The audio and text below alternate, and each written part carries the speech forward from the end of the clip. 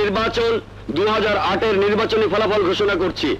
2008 সালের নির্বাচনে জনাব আইকের নেতৃত্বে সবুজ প্যানেল সাবেক সভানেত্রী চৈতি চৌধুরীর নেতৃত্বাধীন হলুদ প্যানেলের বিরুদ্ধে বিপুল ভোটে জয়লাভ করেছে।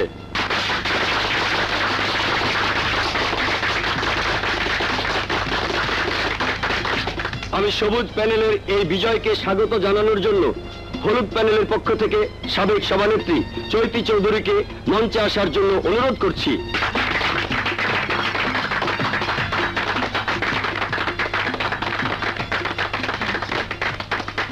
উপস্থিত সুধীজন, আমি পরপর দুবার সভাপতি হিসেবে এই সমিতির দায়িত্ব পালন করেছি। এবার আমি হেরে গেছি। নির্বাচনে জয় পরাজয় আছে, এটা সবাইকেই মেনে নিতে হবে। তবে আমি আজও জানি না কে এই মিস্টার আইকে। তবুও তার বিজয়কে আমি স্বাগত জানাচ্ছি এবং মঞ্চে এসে বিজয় মালা পরার জন্য আমন্ত্রণ জানাচ্ছি।